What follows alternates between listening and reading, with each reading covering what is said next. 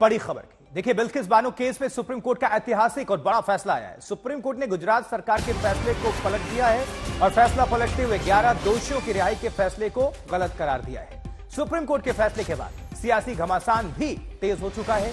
AIMIM के मुखिया असदुद्दीन ओवैसी ने सरकार से माफी मांगने की मांग की है। बिल्किस बानो के गुनहगारों की रिहाई रद्द हुई। सुप्रीम कोर्ट का यह बड़ा फैसला आया जहां गुजरात सरकार को झटका लगा और इसको लेकर सियासी घमासान भी तेज है।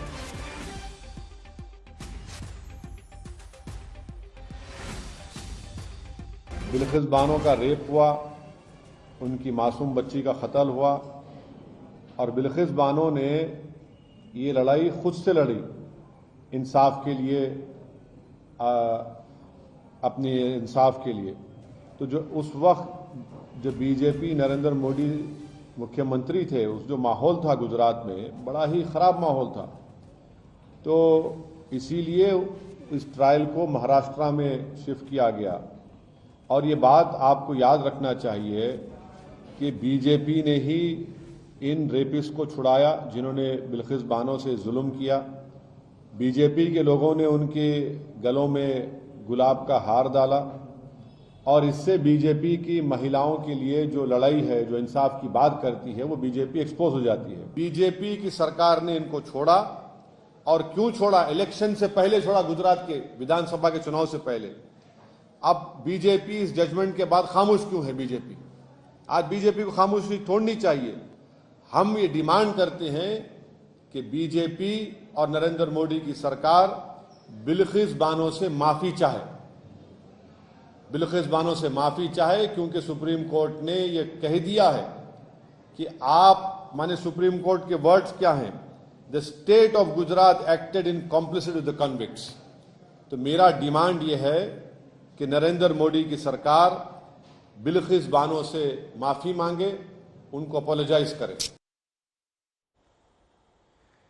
और इस खबर के बाद आप सभी को लिए चलते गुजरात गोधरा बिल्किस बानो के घर के पास। अतुल तिवारी हमारे सहयोगी मौजूद हैं। अतुल, इस फैसले के बाद क्या कुछ प्रतिक्रियाएं सामने आ रही हैं? लोग क्या कह रहे हैं? आप बात भी करिएगा और पूरी जानकारी दर्शकों के बीच रखिए।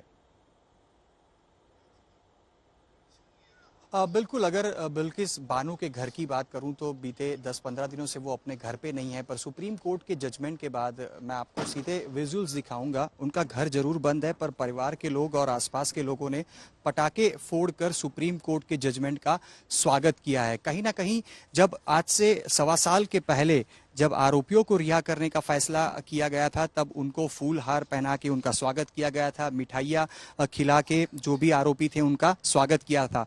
पर अब जब सुप्रीम कोर्ट ने फैसला पलट दिया है, तमाम आरोपी को फिर से एक बार जेल में जाना पड़ेगा, तब रजाक जी हमारे साथ जुड़े हैं, उन्हीं से बात करेंगे। रजाक जी, शायद आप लोगों को यही उम्मीद रही होगी सुप्रीम कोर्ट के यही डिसीजन से, पटाखे फोड़कर आज आप कहीं ना कहीं खुशियां मना रहे हैं।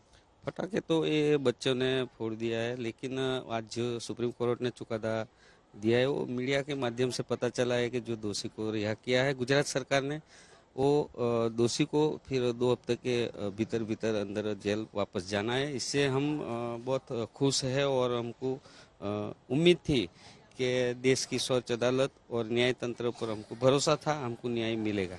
अच्छा, कोई डर का माहौल था जब एक बार तमाम लोगों को रिहा कर दिया गया था, उसके बाद से? डर का माहौल तो हम 2002 के दंगे हुए तब से हम डर में गुजर रहे थे और ये इतना संघर्ष हमने लिया है। और बिल्किस ने खुद अलग अलग ठिकाने भी बदल दिए खुद के इसके जान के खतरे के लिए। कितनी जगह पे अलग अलग जगह रहते थे वो लोग। तो अलग अलग जगहों के ठिकाने बिल्किस बानो को अब तक बदलने पड़े हैं। और जिस प्रकार से बिल्किस बानो के चाचा से हमने बात की है, उनका भी कहना है कि लोगों ने इस फैसले का स्वागत किया है और पटाखे फोड़े हैं फिलहाल तो। ठीक है, तो नजर बनाकर रखिएगा, आप जुड़े रहिए, दोबारा आपका रुख करेंगे। और इस बीच वकील वृंदा ग्रोवर क्या कह रही हैं इस मामले को लेकर, आपको हम सुनवाते हैं। अदालत ने यह फैसला किया कि ये लोगों को वापस जेल में अभी जाना होगा, ताकि रूल ऑफ लॉ का पर जो इस देश टिका हुआ है, कोई भी हो उसमें लॉ सबके ऊपर बराबर चलेगा। और उन्होंने ये भी आश्चर्य प्रकट किया कि गुजरात स्टेट ने इस तरह क्यों इस मामले में एक्ट किया।